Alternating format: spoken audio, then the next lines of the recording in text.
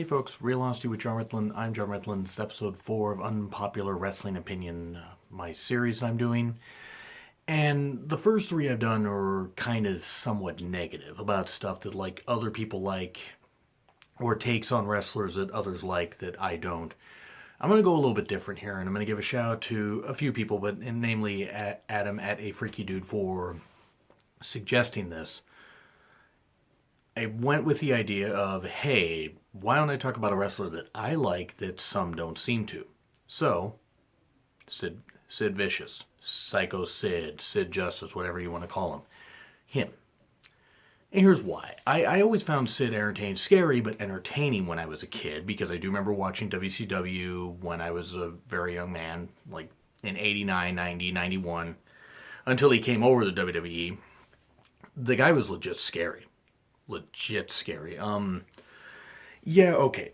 The guy may have never had the best promos, and you have the scissors incident with Arn Anderson in the hotel room that led to his release again from WCW. But I always enjoyed his character. I thought he had the perfect look, the look that Vince would love, that any promoter would love if you wanted to push a big monster. He was pretty agile for a big man. His match with Shawn Michaels at Survivor Series 1996 would prove that. The guy was, honest to God, pretty money. But he also got injured some. I mean, injuries are going to happen in any line of work, but especially in wrestling. And he also loved playing softball, seemingly more than he loved playing, or, being a wrestler. But I enjoyed his feuds. Like, his feud with Hogan wasn't great in the sense that, Sid was perfectly justified in being upset at Hogan for eliminating him from the 92 Rumble. And then Hogan, pulled him out of the ring because that's what Hogan did. And they had a pretty limp main event at WrestleMania 8. But he had some good, decent runs, not great runs. But I always enjoyed him when he was on TV, even when he came back and faced Slater, when Slater was challenging all the legends leading up to Raw 1000. Which is actually, besides Slater going for the tag team championships, was probably the best thing that they've ever done with Slater.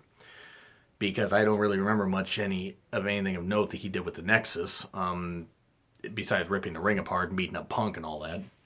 But Sid, there was just something about Sid. It was like he had the fans hooked. Like he had that, magnetism that made you want to watch him more. Okay, sure, his promos didn't make sense. It's like, I have half the brain that you do.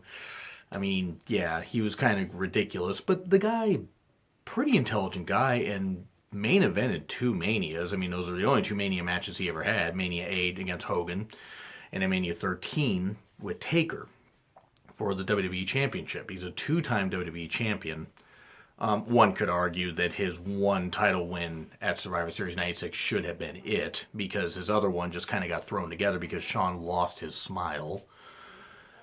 But Sid, it's like he had some good matches.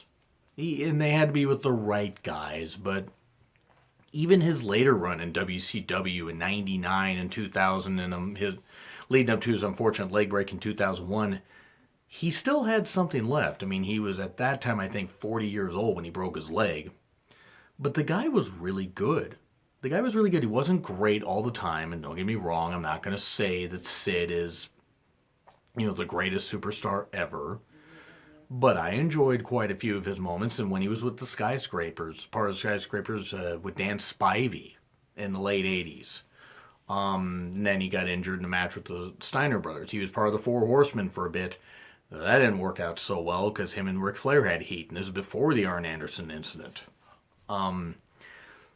He was part of, I believe it was, if I'm right, I think it was a match. He was part of the Horsemen team in a War Games match where it was the one where he picked up and powerbombed Brian Pillman, but unfortunately, because there was a roof so low on the cage, he ended up dropping him right on his damn head. Fortunately, Pillman was okay. But yeah, it looked pretty bad, looked pretty vicious. But Sid had some good moments. Not some great moments. Not like all great moments. And don't get me wrong, the silly promos and a bit of the goofiness and maybe sometimes how he would sell some offense was kind of funny. But he was one of the few guys that was, for as big as he was, could sell pretty well and could still be seen as credible even when he was beaten.